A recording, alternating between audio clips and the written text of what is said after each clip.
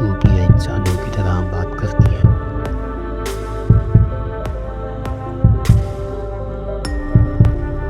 नहीं, ये कोई कहानी नहीं।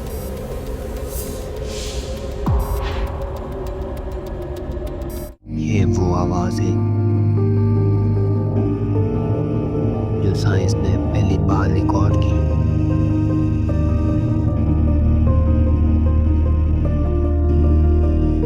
बिस्मिल्लाह।